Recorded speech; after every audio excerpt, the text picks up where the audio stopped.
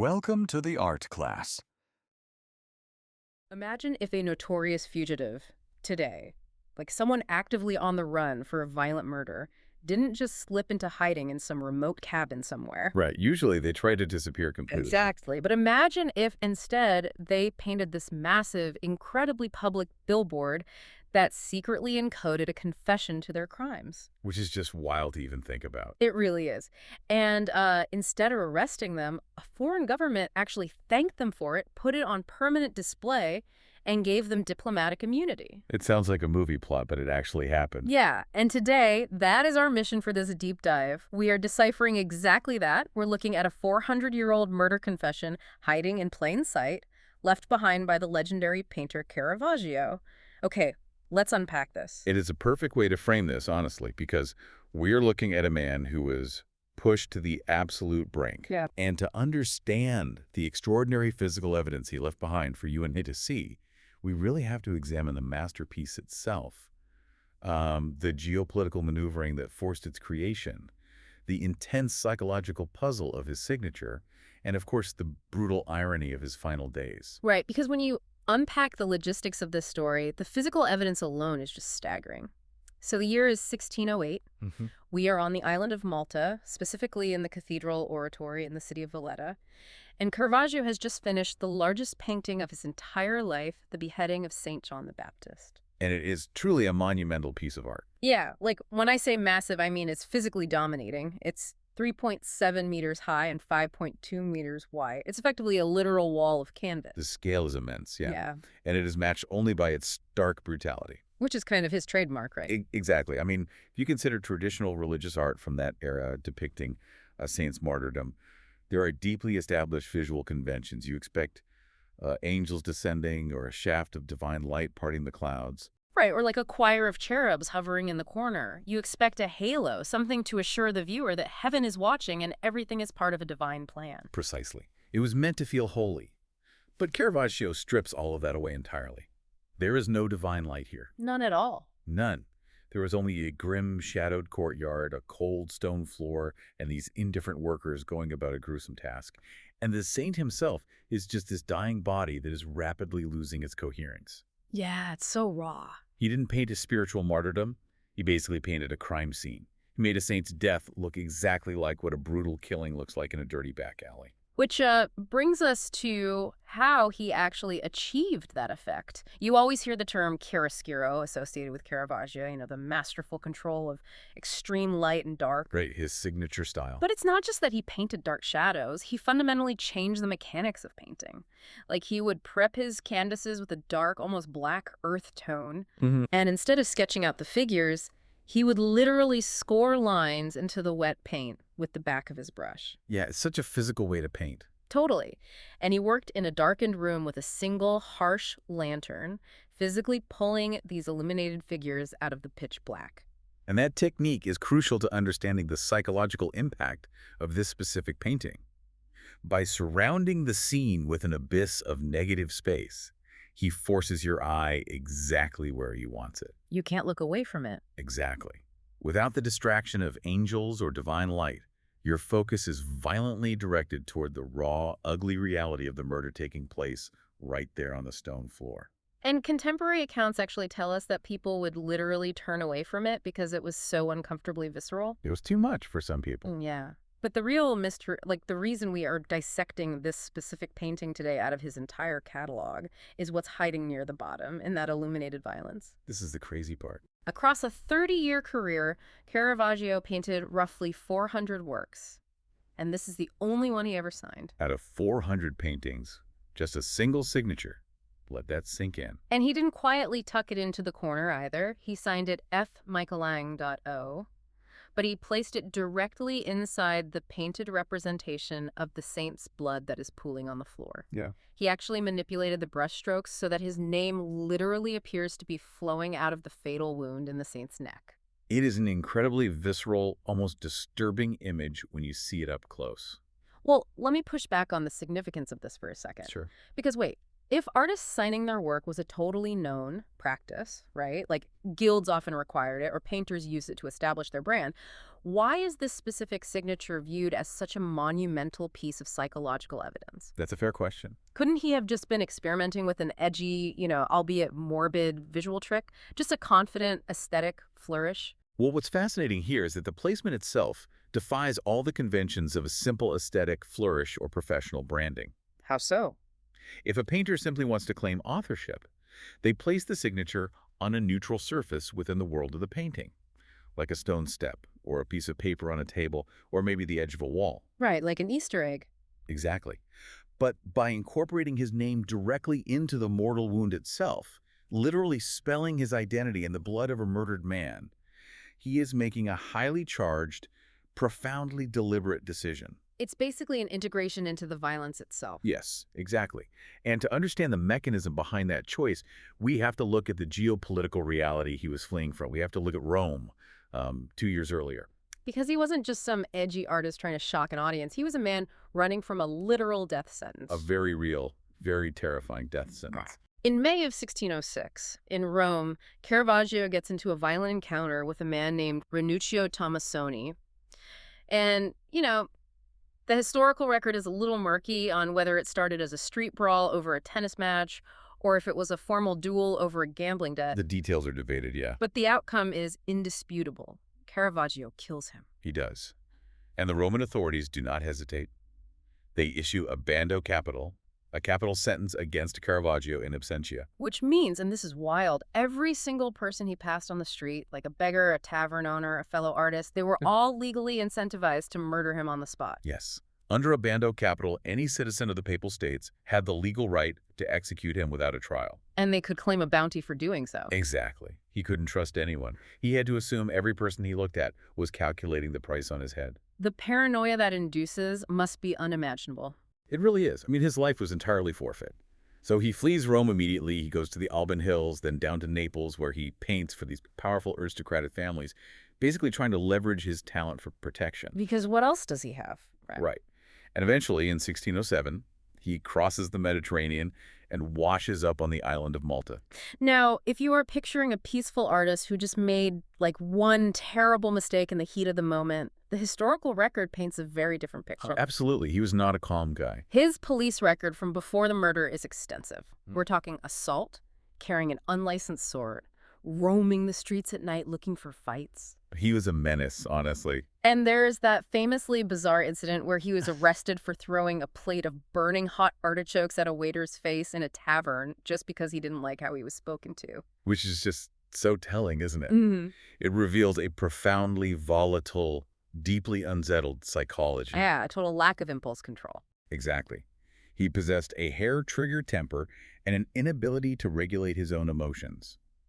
The artichoke incident, well, while it sounds absurd to modern ears, it demonstrates a man who was essentially a walking powder keg long before he ever drew a sword on Tomassoni. So this walking powder keg lands on Malta, and at this time Malta is controlled by the Knights of St. John, which is a sovereign military religious order. They're a massive deal at this point in history. They are essentially a heavily armed autonomous state led by Grand Master Olaf de Wignecourt, and the Knights are massive art patrons.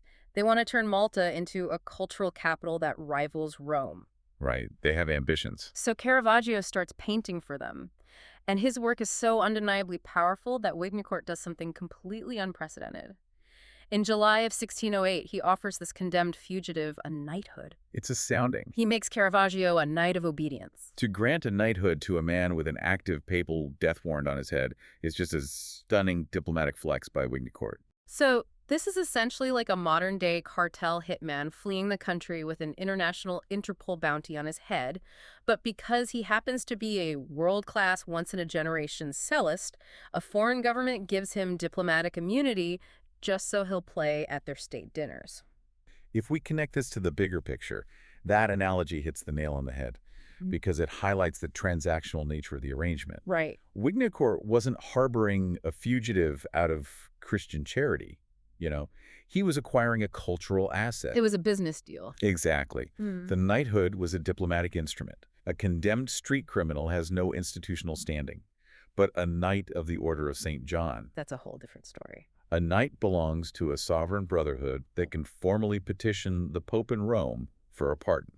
So Wignacourt was giving Caravaggio a legal mechanism to save his own life. And the currency Caravaggio used to buy that mechanism was the beheading of St. John the Baptist, because St. John was the patron saint of the order. So this massive commission wasn't just another job, it was his demonstration of worth. It was his argument to the Grand Master for why he deserved to live. Exactly. Which brings us back to that cathedral oratory, to the signature in the blood, and to the specific letter F that precedes his name. F, Michelang.o. Right, because we know the intense pressure cooker he was in when he painted this. We have to look really closely at that F. Like, what does it actually mean? Well, this single letter is the subject of intense, ongoing scholarly debate. Art historians like John Gash, Helen Langdon, and Andrew Graham Dixon have pored over this. I can imagine. Because in Latin, the F carries a dual meaning. It could stand for frater, meaning brother, which would be a direct, formal reference to his newly acquired status as a knight, Brother Michelangelo. So like a very public declaration of his new diplomatic shield. Look at me. I'm part of the Brotherhood. You can't touch me. Yes, exactly. Or the F could stand for fecit, the traditional Latin term used by artists, which translates to I made this, or Michelangelo did this. Okay, here's where it gets really interesting, because I have to push back here. Go for it. This was his biggest commission ever. It is monumental in size, hanging permanently in the cathedral of the very men who just gave him a knighthood. Isn't it entirely possible the fecit is simply massive professional pride? Sure, yeah. Like, I, Caravaggio, am the greatest painter alive, and I conquered this massive wall. Why does it have to be a guilt-ridden psychological confession of murder? It is a totally valid question, and the argument for straightforward professional pride is absolutely a pillar of the scholarly debate. Okay. However, when you analyze how Caravaggio operated during this specific period of his life, a very different pattern emerges. We have comparative evidence from his own portfolio that shows how he dealt with guilt and the threat of execution. Oh, interesting. To understand the F, we have to look at another painting he completed shortly after, roughly 1609 or 1610, David with the Head of Goliath. Right, the classic biblical story, the underdog shepherd boy who cuts off the giant's head. The subject is entirely conventional, yes. But Caravaggio's execution of it is chilling. In this painting, David is holding Goliath's severed head up by the hair, thrusting it out toward the viewer. Mm-hmm. But Caravaggio did not paint himself as the young, triumphant, righteous hero. He painted his own face as the severed head of the giant. Wait, really? It's a hyper-realistic, gruesome self-portrait of his own decapitation. It is deeply unsettling. He paints his own face with the slack jaw, dead eyes, and this furrowed brow of defeat. And crucially, we know exactly why he painted this. Why? He created this work specifically to send to Cardinal Scipione Borghese in Rome. Okay, and who was that? Borghese was the Pope's nephew, the ultimate political fixer, and arguably the most powerful man in the papal court. He was the man who controlled the flow of papal pardons. Oh, wow. So Caravaggio was literally offering his own severed head to the exact man who had the power to legally demand it or forgive it. Yes. That is a brilliant, desperate legal maneuver disguised as a biblical painting. Exactly. This was a man who engaged in extreme personal encoding. He didn't just paint scenes. He inserted his own trauma, his own precarious existence, directly into the narrative. That is so intense. Right. So if he is capable of sending a terrifyingly accurate painting of his own severed head to a cardinal to beg for his life, then writing, "I did this," inside the pooling blood of a murdered man becomes much harder to dismiss as just a confident artist signing his masterpiece. So what you're saying is that the ambiguity of the F isn't a mistake. It's a deliberate trap set by a paranoid genius. Exactly. He gives himself plausible deniability. Because to the knights, the F means frater. He is honoring their brotherhood. But to himself and to anyone looking closely at the blood, it means fecit. I made this blood flow. I am a killer. That is the most compelling synthesis of the evidence. He couldn't help but confess on canvas, even as he was pulling every political lever to legally escape the crime. And that psychological tension is what makes the final chapter of his life so devastating. Right, because he successfully traded his masterpiece for diplomatic immunity and a knighthood. He was safe. So how does a man who just secured the ultimate protection end up stripped of his title and dead on a beach just 2 years later? The tragedy is that he couldn't outrun his own nature. Caravaggio poured his terror and his plea for life into the painting. But his incredibly volatile temperament, the same rage that threw the artichokes and started the sword fights, it remained completely unchecked. He couldn't turn it off. No, he couldn't. Just 6 months after finishing the beheading of St. John the Baptist, Caravaggio was arrested by the Knights of St. John. The very people shielding him from the Pope. Yes, he was involved in a violent armed assault on a much higher-ranking knight, a man named Fra Giovanni Rodomonte Roero. Oh, it's a huge mistake. A fatal one. The secular courts in Rome might have tolerated some of his brawling because his art was so lucrative, but the military order of St. John operated on strict discipline. They absolutely did not tolerate a lower-ranking knight assaulting a senior member. Right, they're a military order. Exactly. So the proceedings were swift and merciless. He is formally expelled from the order. And the language they used in the official decree to expel him is incredibly revealing. They didn't just strip him of his rank, they formally declare him a putrid and fetid limb. It's the clinical language of medical amputation. The order is conceptually cutting off a diseased, rotting part of their own body to save the whole. But the truly cinematic, almost unbelievable detail of this historical record is the staging of this expulsion. It is brutal. Because the ceremony didn't happen in some random administrative office. It happened in the oratory of St. John's Co-Cathedral. The expulsion took place in the exact same room, with Caravaggio standing right in front of the beheading. He was forced to stand in front of the only painting he ever signed. The institution that had elevated him, that had given him a shield against a death sentence, publicly stripped it all away. Wow. And he had to endure it while staring face to face with the bloody signature he had painted to earn their favor in the first place. So what does this all mean? It is the ultimate irony. Here is a man whose entire legacy is built on chiaroscuro, the absolute control of extreme light and dark. He could manipulate the shadows on a canvas to bend a viewer's eye to his exact will, but he had absolutely zero control over the extreme light and dark within his own mind. Well said. And the expulsion forces him back on the run.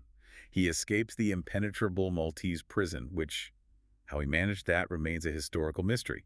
And he flees back to Sicily and eventually to Naples. And if you look at the art he produces in these final 2 years, the psychological toll is physically visible on the canvas. Oh, undeniably. The style dramatically shifts, the paintings become much darker, far more compressed. Yes, there is literally less negative space. The figures are shoved right up against the front of the canvas, surrounded by this vast, oppressive darkness. Claustrophobic. The historical consensus is that these paintings lack air. They feel intensely claustrophobic.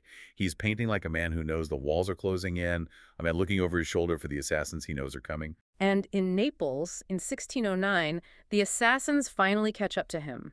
He is ambushed outside a tavern, likely by men hired by Fra Roero the night he assaulted in Malta. Oh, this payback. Yeah, and he is severely disfigured. They slash his face, leaving him barely recognizable. He survives the attack, but he is fundamentally broken. Finally, in July of 1610, he attempts to make his way back toward Rome, but he dies at Porto Ercole at the age of 38. And the exact biological cause of his death at Porto Ercole is still a matter of scientific debate. What are the theories? It was likely a cascade of failures, a raging fever, severe systemic infection from his unhealed facial wounds, and quite possibly severe lead poisoning from the massive quantities of toxic paint he had absorbed through his skin over a lifetime of working. But the tragedy, like the ultimate twist of the knife in this entire saga, is what was happening back in Rome at the exact moment his body was failing on that beach. This is where the story shifts from a mere true crime timeline into profound tragedy. Caravaggio died believing his papal pardon was imminent. And he was right. He was. Cardinal Borghese had done his work. Emissaries had been sent, the complex legal maneuvering was complete, and the formal papal pardon had been issued. But he died within days of it being finalized.